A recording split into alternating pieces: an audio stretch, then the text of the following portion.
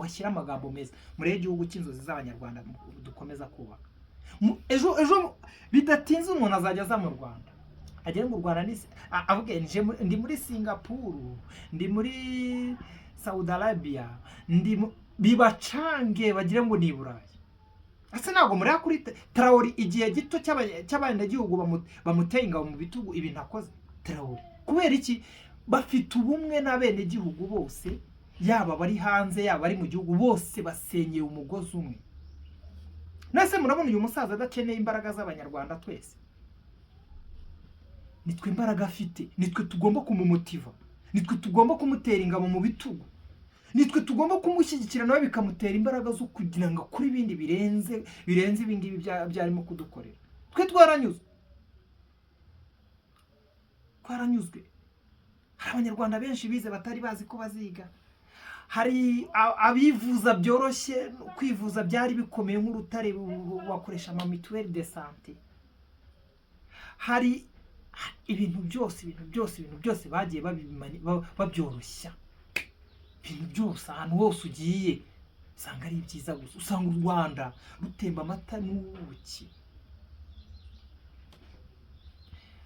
Impamvu mbabwiye gutyo, abaturage babaye bamwe mu gusenya Kadafi, ubu nibo barimo kuboroga. Ubu nibwo batangiye kubona agaciro. Mwaretse tukareba agaciro k'uyu musaza dufite, tukakamenya mbere y'igihe pana kukamenya nyuma y'igihe. Abakazi twe turakazi, abazi aho yadukuye iriya ntumwa y'Imana turahazi. Twe tunasaba ahubwo icyanaduha mu Rwanda hakaba ingoma ya cyane, akaba umwami kuko ibyo yakoze n'ibyo akora bimwemerera kuba umwami. Akaba umwami w'abanyarwanda. Buri gihugu cyose muri Afurika giterwa ishema nawe. Biba bifuza bavuga ati uwaduha basi nk'umuyobozi nka Perezida Paul Kagame akatuyobora nk'ukwezi kumwe.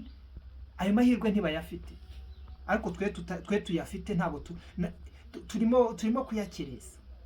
Utaza agaciro k'amaguru arayadihisha. Muze dufatanye kurwubaka, nta wundi uzaza kurutwubakira. Nabo bantu birirwa babashuka hirya no hino ku isi hatandukanye ni inyangarwanda, n'abakoroni. Abakoroni icyabo ni ukubahondanya imitwe bakabona musubiye aho mwavuye mugiye mu ntambara. Twe turashaka kwavansa tugakomeza imbere.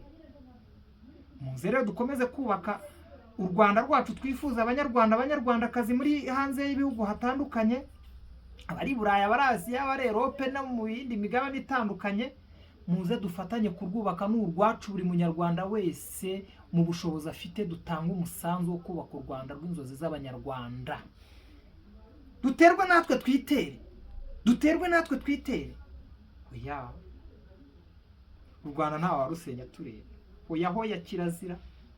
Aho twavuye nitwe tuhazi, kandi utazi yava ntamenye yajya.